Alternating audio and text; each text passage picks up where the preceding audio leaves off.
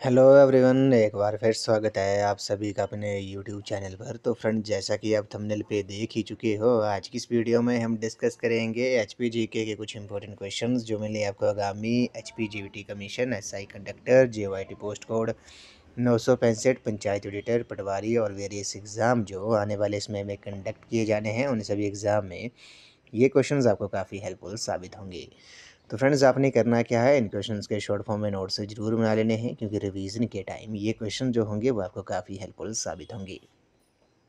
तो फ्रेंड्स, आप मुझे इंस्टाग्राम पर भी फॉलो कर सकते हो। इंस्टाग्राम आईडी का जो लिंक है वो मैंने डिस्क्रिप्शन बॉक्स में दे दिया है।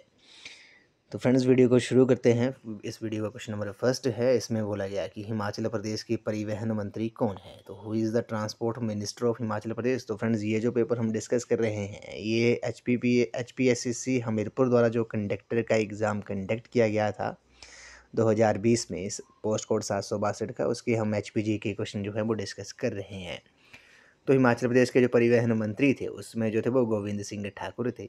अभी प्रेजेंट की बात करते हैं तो जो परिवहन विभाग जो है वो हिमाचल प्रदेश के उप मुख्यमंत्री श्री मुकेश अग्निहोत्री जी के पास है। ये आपने याद रखना है। प्रेजेंट में जो परिवहन मंत्री हैं हिमाचल प्रदेश के वो कौन है, श्री मुकेश अग्निहोत्री हैं। अब थोड़ा मंत्रिमंडल के बारे में डिस्कस कर लेते हैं। मंत्रिमंडल के बारे में डिस्कस कर लेते हैं। श्री सुखविंदर सिंह सुक्खू जी जो हैं वो हिमाचल प्रदेश के मुख्यमंत्री हैं। उन्होंने अपने पास कौन कौन से विभाग रखे हैं ये भी आपको पता होना चाहिए। पर्यटन विभाग हो गया, वन विभाग, शहरी विकास, नगर एवं नियोजन विभाग, कार्मिक विभाग, सैनिक कल्याण, सूचना प्रौद्योगिकी, विज्ञान और प्रौद्योगिकी, मत्स्य पालन, वित्त, गृह और सामान्य प्रशासन विभाग जो हैं वो श्री सुखविंदर सिंह सुक्खू जी के पास हैं। उसके बाद बात करते हैं हिमाचल प्रदेश के उप मुख्यमंत्री श्री मुकेश अग्निहोत्री जी के बारे में। वे हिमाचल प्रदेश के जल शक्ति मंत्री भी हैं, परिवहन मंत्री भी हैं और भाषा एवं संस्कृति विभाग भी उनके पास है, सहकारिता विभाग भी उनके पास है। ये भी आपने याद रखना है। और श्री मुकेश अग्निहोत्री जो हैं वे डिस्ट्रिक्ट ऊना से बिलोंग करते हैं और उस मुख्यमंत्री श्री सुखविंदर सिंह सुक्खू जो हैं वो हमीरपुर डिस्ट्रिक्ट से बिलोंग करते हैं। उसके बाद बात करते हैं हिमाचल प्रदेश के स्वास्थ्य एवं परिवार कल्याण मंत्री कौन है। श्री कर्नल धनीराम शांडिल जो है वो हिमाचल प्रदेश के स्वास्थ्य एवं परिवार कल्याण मंत्री हैं। सामाजिक एवं न्याय एवं अधिकारिता विभाग भी उनके पास है। श्रम और रोजगार विभाग भी उन्हीं के पास है और वे डिस्ट्रिक्ट सोलन से बिलोंग करते हैं। उसके बाद बात करते हैं श्री चंद्र कुमार जी के बारे में। वे हिमाचल प्रदेश के कृषि और पशुपालन मंत्री हैं जो कि डिस्ट्रिक्ट कांगड़ा से बिलोंग करते हैं। श्री हर्षवर्धन सिंह के बारे में बात करते हैं। उनके पास कौन कौन से विभाग हैं। उद्योग विभाग हो गया, संसदीय कार्य और आयुष विभाग जो है वो श्री हर्षवर्धन जी के पास है जो कि डिस्ट्रिक्ट सिरमौर से बिलोंग करते हैं। बात करते हैं श्री जगत सिंह नेगी के बारे में। श्री जगत सिंह नेगी के पास कौन कौन से विभाग हैं। राजस्व विभाग हो गया, बागवानी विभाग हो गया, जनजातीय विकास विभाग ये श्री जगत सिंह नेगी जी के पास है। उसके बाद बात करते हैं हिमाचल प्रदेश के शिक्षा मंत्री के बारे में, श्री रोहित ठाकुर जी के बारे में। उनके पास कौन कौन से विभाग हैं। उच्च प्रारंभिक तकनीकी शिक्षा और वोकेशनल एंड इंडस्ट्रियल ट्रेनिंग विभाग जो है वो श्री रोहित ठाकुर जी के पास है। बात करते हैं और वे डिस्ट्रिक्ट शिमला से बिलोंग करते हैं। बात करते हैं श्री अनिरुद्ध ठाकुर जी के बारे में, अनिरुद्ध सिंह के बारे में। वे हिमाचल प्रदेश के ग्रामीण विकास और पंचायती राज मंत्री हैं, डिस्ट्रिक्ट शिमला से बिलोंग करते हैं। और उसके बाद बात करते हैं श्री विक्रमादित्य सिंह के बारे में। वे हिमाचल प्रदेश के लोक निर्माण विभाग मंत्री हैं और युवा खेल सेवाएं एवं खेल विभाग जो है वो भी उन्हीं के पास है। वे भी हिमाचल प्रदेश के खेल मंत्री हैं, ये भी आपने याद रखना है। और हिमाचल प्रदेश के जो राज्यपाल हैं वो कौन है, वो श्री शिव प्रताप शुक्ल हैं, ये भी आपने याद रखना है। इंपॉर्टेंट है। ये तो हमने बात कर ली हिमाचल प्रदेश के मंत्रिमंडल के बारे में। तो हिमाचल प्रदेश के जो परिवहन मंत्री हैं प्रेजेंट में कौन है, ये विभाग जो है परिवहन विभाग जो है वो श्री मुकेश अग्निहोत्री जी के पास है, ये भी आपने याद रखना है। अगले प्रश्न में चलते हैं। गांधी जी पहली बार शिमला कब गए थे। When Gandhi ji visited Shimla for the first time. तो गांधी जी जो थे वो पहली बार शिमला कब गए थे। इस क्वेश्चन का जो राइट आंसर है आपका ऑप्शन नंबर ए है, 1921 जो है इस क्वेश्चन का राइट आंसर है। महात्मा गांधी जी पहली बार शिमला जो थे वो 1921 में आए थे। नेक्स्ट क्वेश्चन में चलते हैं। अगले प्रश्न में बोला गया है कि भारत में शिमला को ब्रिटिश राज्य की ग्रीष्मकालीन राजधानी जो था वो किसने बनाया था। Who designated Shimla as the summer capital of British Empire in India. तो भारत में शिमला को ब्रिटिश राज्य की जो ग्रीष्मकालीन राजधानी था, समर कैपिटल था, वे किसने बनाया था? वे सर जॉन लॉरेंस ने बनाया था। ऑप्शन नंबर बी जो है इस क्वेश्चन का करेक्ट आंसर है। नेक्स्ट क्वेश्चन में चलते हैं। Himachal road transport corporation HRTC came into being in which year? तो हिमाचल प्रदेश सड़क परिवहन निगम, पथ परिवहन निगम जो है वो किस वर्ष अस्तित्व में आया था? HRTC की जो स्थापना थी वे कब हुई थी? वे 2 अक्टूबर 1974 को हुई थी। ये आपने याद रखना है, 2 अक्टूबर 1974 को हिमाचल रोड ट्रांसपोर्ट कॉरपोरेशन की स्थापना हुई थी, अस्तित्व में आया था। ये भी आपने याद रखना है। ऑप्शन नंबर ए जो है इस क्वेश्चन का राइट आंसर है। अगले प्रश्न में चलते हैं। हिमाचल प्रदेश में सूर्य मंदिर जो है वो किस स्थान पर स्थित है? तो sun temple is located at which place in Himachal Pradesh? तो हिमाचल प्रदेश में सूर्य मंदिर जो है वो किस स्थान पर स्थित है? तो वो नीरथ में है, जो कि डिस्ट्रिक्ट शिमला में है। ये आपने याद रखना है। हिमाचल प्रदेश में जो सन टेम्पल है वे किस डिस्ट्रिक्ट में स्थित है? ये डिस्ट्रिक्ट शिमला में है, शिमला के नीरथ में ये स्थित है। ये भी आपने याद रखना है। और सन टेम्पल कोणार्क में है, उड़ीसा में है, काफ़ी फेमस है, जिसे ब्लैक पैगोडा के नाम से भी जाना जाता है। ये भी आपने याद रखना है। नेक्स्ट क्वेश्चन में चलते हैं। हिमाचल प्रदेश के किस स्थान पर वॉर मेमोरियल जो है वो स्थित है? War memorial is located at which place in Himachal Pradesh? तो युद्ध संग्रहालय जो है वो हिमाचल प्रदेश के किस स्थान पर स्थित है? तो वो डिस्ट्रिक्ट कांगड़ा के धर्मशाला में स्थित है। ऑप्शन नंबर बी जो है इस क्वेश्चन का राइट आंसर है। War memorial is located at which place in Himachal Pradesh? तो ये धर्मशाला में है, डिस्ट्रिक्ट कांगड़ा में। ऑप्शन नंबर बी जो है इस क्वेश्चन का राइट आंसर है। नेक्स्ट क्वेश्चन में चलते हैं। हिमाचल प्रदेश के किस जिले में पराशर झील स्थित है? तो Parashar lake is located in which district of Himachal Pradesh? तो पराशर झील जो है वो किस डिस्ट्रिक्ट में है? पराशर झील जो है वो डिस्ट्रिक्ट मंडी में है। ऑप्शन नंबर ए जो है इस क्वेश्चन का राइट आंसर है। और पराशर झील की जो ऊंचाई है वो 2743 मीटर है। ये आपने याद रखना है, 2743 मीटर जो है वो पराशर झील की ऊंचाई है। और डिस्ट्रिक्ट मंडी में कौन कौन सी झीलें हैं इनके बारे में बात कर लेते हैं। कुमारवाह झील जो है वो भी मंडी में है, पराशर झील मंडी में है, रिवाल्सर झील जो है मंडी में है। और रिवाल्सर झील को बौद्ध लोग पद्माचन भी कहते हैं। बौद्ध भिक्षु पद्मसंभव के जन्मदिन पर ही यहाँ छेसू मेला लगता है। ये झील हिंदू, सिख व बौद्ध तीनों धर्मों के लोगों का तीर्थ स्थान है। इसे तैरते हुए टापुओं की झील भी कहा जाता है।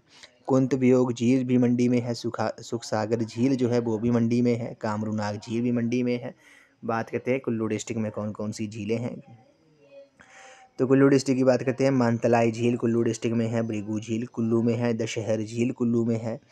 उसी तरह सरवालसर झील जो है वो भी कुल्लू में है। सतरियूल झील जो है वो भी कुल्लू डिस्ट्रिक्ट में है। बात करते हैं सिरमौर डिस्ट्रिक्ट के बारे में। तो सिरमौर डिस्ट्रिक्ट में कौन कौन सी झीलें हैं ये भी आपको पता होना चाहिए। सिरमौर में रेणुका झील जो है वो हिमाचल प्रदेश की सबसे बड़ी प्राकृतिक झील है, जो कि सिरमौर डिस्ट्रिक्ट में है। और इसकी जो लंबाई है वो 2.5 किलोमीटर लंबी है। और इसकी आकृति जो है वो सोई हुई स्त्री जैसी है। रेणुका जो थी वो भगवान परशुराम विष्णु के छठे अवतार की माता थी। का बात करते हैं कांगड़ा डिस्ट्रिक्ट के बारे में। कांगड़ा डिस्ट्रिक्ट में कौन कौन सी झीलें हैं। डल झील होगी, करेरी झील होगी, ये प्रमुख झीलें हैं जो कि कांगड़ा डिस्ट्रिक्ट में स्थित हैं। तो हिमाचल प्रदेश के किस स्थान पर पराशर झील स्थित है? तो डिस्ट्रिक्ट मंडी में है। नेक्स्ट क्वेश्चन में चलते हैं। हिमाचल प्रदेश का सबसे बड़ा अदरक उत्पादन करने वाला जिला कौन सा है? Which is the largest ginger producing district of Himachal Pradesh? तो हिमाचल प्रदेश का सबसे बड़ा अदरक उत्पादन करने वाला जो डिस्ट्रिक्ट है वे कौन सा है? वे सिरमौर है। ऑप्शन नंबर ए जो है इस क्वेश्चन का करेक्ट आंसर है। उसी तरह अगर आपसे क्वेश्चन पूछा जाए कि हिमाचल प्रदेश का सबसे बड़ा आम उत्पादक जो राज्य है और डिस्ट्रिक्ट है, तो हिमाचल प्रदेश का आम उत्पादक सबसे बड़ा डिस्ट्रिक्ट कौन सा है? वे आपका कांगड़ा है। नेक्स्ट क्वेश्चन में चलते हैं। हिमाचल प्रदेश में प्रथम पंचवर्षीय योजना के लिए कुल आवंटित धनराशि जो थी वो लगभग कितनी थी? The total funds allocation for the first 5 year plan in Himachal Pradesh was nearly? तो हिमाचल प्रदेश में प्रथम पंचवर्षीय योजना के लिए कुल आवंटित धनराशि जो थी वो लगभग 5.27 करोड़ थी। ऑप्शन नंबर डी जो है इस क्वेश्चन का राइट आंसर है। अगले प्रश्न में चलते हैं। नाथप्पा झाकड़ी परियोजना में हिमाचल प्रदेश का जो अंशदान है वे कितना है? What is the share of Himachal Pradesh is in Nathpa Jhakri project? तो इस क्वेश्चन का जो राइट आंसर होगा वो आपका ऑप्शन नंबर बी डी है। 25% जो है 25% जो है वो हिमाचल प्रदेश का अंशदान है नाथप्पा झाकड़ी परियोजना में। और इसकी जो कैपेसिटी है वो कितनी है? वो 1500 मेगावाट है। ये भी आपने याद रखना है। अगले प्रश्न पे चलते हैं। Buddhist monastery in Himachal Pradesh, पुस्तक के जो लेखक हैं वो कौन है? The book Buddhist monastery in Himachal Pradesh is written bye.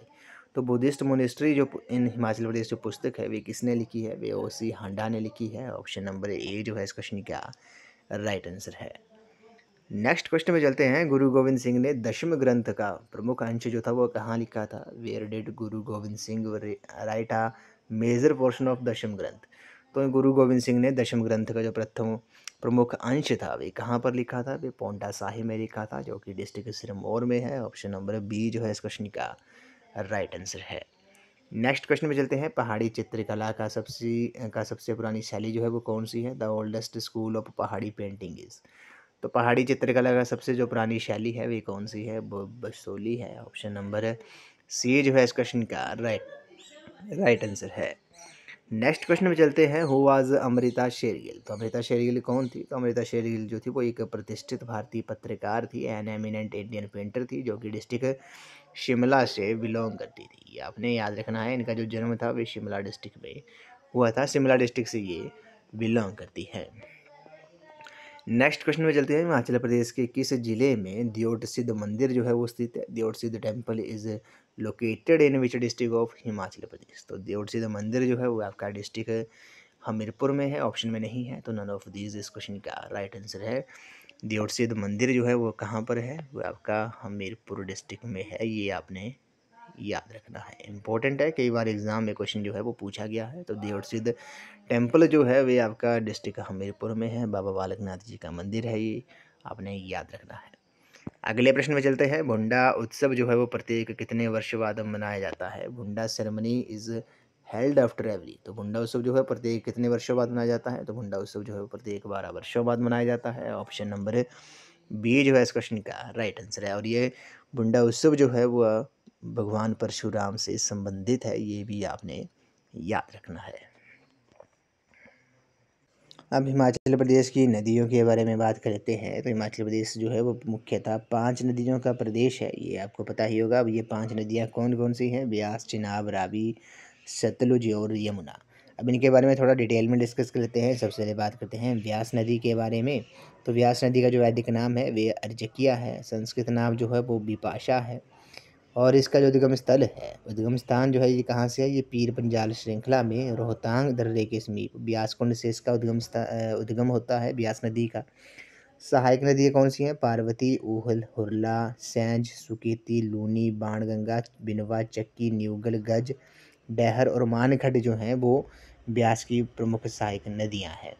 और इसकी जो मुख्य विशेषताएं हैं वे क्या हैं? ये हिमाचल प्रदेश में 256 किलोमीटर की दूरी तय करती है। जल ग्रहण क्षेत्र जो है वो 1200 वर्ग किलोमीटर है। बजौरा नामक स्थान पर मंडी जिला में ये प्रवेश करती है। और संधोल में मंडी छोड़कर ये कांगड़ा जिले में प्रवेश करती है। कांगड़ा जिले के इंदौरा और मिर्थल के मध्य ये नदी पूर्व से पश्चिम की ओर बहती है, ये भी आपने याद रखना है।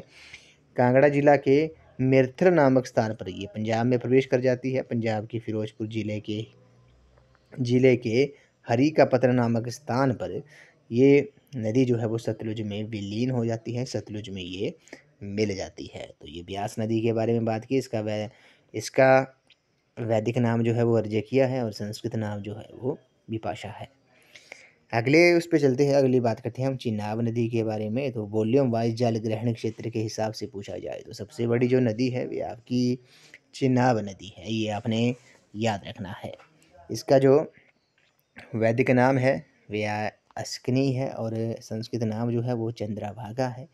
इसका उद्गम स्थल जो है वो बारालाचा दर्रे की विपरीत दिशाओं से निकलने वाले दो नदी धाराओं चंद्रा और भागा की तांडी नामक स्थान पर मिलने से बनती है। तो यह तो आपने याद रखना है, जब चंद्रा और भागा जो नदियां हैं वे तांडी नामक स्थान पर मिलती हैं तो उसके बाद वे चिनाब कहलाती है। इसकी जो सहायक नदी है वे कौन सी है? मियार नाला हो गया, सैचर नाला हो गया, ये चिनाब की सहायक नदियां हैं। हिमाचल प्रदेश में 122 किलोमीटर की दूरी ये तय करती है। जल ग्रहण क्षेत्र जो है वो 7500 वर्ग किलोमीटर है, ये सबसे ज़्यादा है, ये भी आपने याद रखना है। पांगी घाटी के भुंजिंड नामक स्थान पर चंबा जिले में ये प्रवेश करती है। संसारी नाला में चंबा जिला छोड़कर कश्मीर की पोडर घाटी में प्रवेश कर जाती है। जल घनत्व की दृष्टि से ये हिमाचल प्रदेश की सबसे बड़ी नदी है। तो ये आपसे क्वेश्चन पूछ सकते हैं कि चंद्रभागा जो नदियाँ हैं वे आपस में किस स्थान पर मिलती हैं, तो वे तांडी नामक स्थान पर मिलती हैं। उसके बाद बात करते हैं रावी नदी के बारे में। इसका जो वैदिक नाम है वे पुरुषणी है और संस्कृत नाम जो है वो इरावती है। इसका जो उद्गम स्थल है वे बड़ा बंगाल डिस्ट्रिक्ट कांगड़ा में भांदल और तंतगिरी नामक हिमखंडों के द्वारा संयुक्त रूप से बनती है। ये आपने याद रखना है। इसका जो उद्गम स्थल है वे बड़ा बंगाल से होता है जो कि डिस्ट्रिक्ट कांगड़ा में है। भांदल और तंतगिरी नामक हिमखंडों के द्वारा संयुक्त रूप से ये बनती है। इसकी सहायक नदियाँ कौन सी है? भांदल, सियूल, बैरा, तांतगिरी, चिड़चिंद नाला, ये जो हैं इसकी सहायक नदियाँ हैं। हिमाचल प्रदेश में ये 158 किलोमीटर की दूरी तय करती है। जल ग्रहण क्षेत्र जो है वो 5451 वर्ग किलोमीटर है। चंबा शहर इस नदी के दाएं किनारे स्थित है। ये भी आपने याद रखना है। खेरी नामक स्थान पर ये चंबा छोड़कर जम्मू कश्मीर में प्रवेश कर जाती है। ये पीर पंजाल श्रृंखला को धौलाधार से अलग करती है। पाकिस्तान में ये चिनाब नदी में विलीन हो जाती है। नेक्स्ट बात करते हैं सतलुज नदी के बारे में। सतलुज नदी का जो वैदिक नाम है वे शतुद्री है और संस्कृत नाम जो है वो शतद्रु है। तिब्बत में मानसरोवर झील के समीप रक्षताल से इसका उद्गम होता है। बसपा, स्पीति, नोगली और स्वां जो है वो इसकी सहायक नदियां हैं। ये भी आपने याद रखना है। हिमाचल प्रदेश में 320 किलोमीटर की दूरी ये तय करती है। ये भी आपने याद रखना है। जल ग्रहण क्षेत्र जो है वो 20,000 वर्ग किलोमीटर है। ये हिमाचल प्रदेश की सबसे लंबी नदी है। ये भी आपको पता होना चाहिए। किन्नौर जिले के शिपकिला नामक स्थान से ये हिमाचल प्रदेश में प्रवेश करती है। ये इंपॉर्टेंट है, एग्जाम में कई बार पूछा गया है। चौरा नामक स्थान पर शिमला जिला में प्रवेश करती है। कसोल नामक स्थान पर बिलासपुर जिले में ये प्रवेश करती है। भाखड़ा नामक स्थान पर हिमाचल छोड़कर पंजाब में प्रवेश कर जाती है। एशिया का सबसे ऊंचा बांध जो है भाखड़ा बांध जो है वो इसी नदी पर 1963 में बनाया गया है। और भाखड़ा बांध की जो ऊंचाई है वे कितनी है? वे 226 मीटर है। डिस्ट्रिक्ट बिलासपुर में है। हिमाचल प्रदेश की सबसे बड़ी कृत्रिम झील गोविंद सागर भी इसी नदी पर स्थित है। ये भी आपने याद रखना है। और ये जो नदी है वे अंततः सिंधु नदी में विलीन हो जाती है, सिंधु नदी में मिल जाती है। उसके बाद लास्ट में बात करते हैं यमुना नदी के बारे में। यमुना नदी का जो वैदिक नाम है वे आपका कालिंदी है और इसका जो उद्गम स्थल है वे उत्तराखंड में स्थित गढ़वाल की पहाड़ियों में यमुनोत्री नामक स्थान से होता है। टोंस, पब्बर, गिरी, आंध्र, बाता और जलाल जो हैं वो यमुना की सहायक नदियां हैं और ये हिमाचल प्रदेश की सबसे छोटी नदी है। ये हिमाचल प्रदेश की पूर्वोत्तम नदी है। जल ग्रहण क्षेत्र जो है इसका 2320 किलोमीटर है और खदर माजरी नामक स्थान पर ये सिरमौर जिले में प्रवेश करती है और इसका पौराणिक संबंध जो है वो भगवान सूर्य से है। ये आपने याद रखना है। यमुना नदी का जो पौराणिक संबंध है वह भगवान सूर्य से है। गंगा नदी की ये सबसे बड़ी उपनदी है। ये भी आपने याद रखना है। ताजेवला के निकट हिमाचल छोड़ हरियाणा में प्रवेश करती है ये यमुना नदी और इसकी सहायक नदी टोंस जो है वो हिमाचल प्रदेश और उत्तराखंड के मध्य प्राकृतिक सीमा जो है वो बनाती है। ये भी आपने याद रखना है। तो जो टोंस नदी है यमुना की सहायक नदी ये हिमाचल प्रदेश और उत्तर प्रदेश के उत्तराखंड के मध्य प्राकृतिक सीमा बनाती है। तो यहाँ से आपने कुछ की पॉइंट्स हैं जो याद रखने हैं कि हिमाचल प्रदेश में मुख्यतः 5 नदियाँ बहती हैं। जल घनत्व के अनुसार सबसे बड़ी नदी जो है वो आपकी चीनाब है और सबसे लंबी जो नदी है वे सतलुज है। और इन 5 नदियों में सबसे छोटी जो नदी है वे कौन सी है? वे आपकी यमुना नदी है। ये भी आपने याद रखना है। और इनकी आपने संस्कृत नाम और वैदिक नाम जो है वो आपने याद रखने ही है। यहाँ से भी क्वेश्चन जो है वो पूछा जाता है। जैसे व्यास का वैदिक नाम अर्जिकिया है, संस्कृत नाम विपाशा है। चिनाब का वैदिक नाम अश्किनी है और संस्कृत नाम चंद्रभागा है।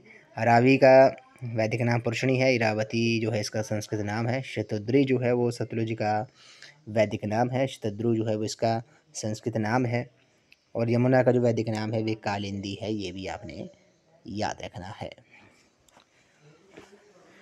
तो फ्रेंड्स आज की इस वीडियो में बस इतना ही। आज हमने एचपीजी के कुछ इंपॉर्टेंट क्वेश्चन डिस्कस किए जो मैंने आपको आगामी एचपीजीबीटी कमीशन, एसआई कंडक्टर, जीओआईटी पोस्ट को 965, पंचायत ऑडिटर, पटवारी और पंचायत सेक्रेटरी और वेरियस एग्ज़ाम जो आने वाले समय में कंडक्ट किए जाने हैं उन सभी एग्ज़ाम में ये क्वेश्चन जो होंगे वो आपको काफ़ी हेल्पफुल साबित होंगे। तो फ्रेंड्स आपने करना क्या है, इन क्वेश्चंस के शॉर्ट फॉर्म में नोट्स ज़रूर बना लेने हैं क्योंकि रिवीजन के टाइम ये क्वेश्चन जो होंगे वो आपको काफ़ी हेल्पफुल साबित होंगे।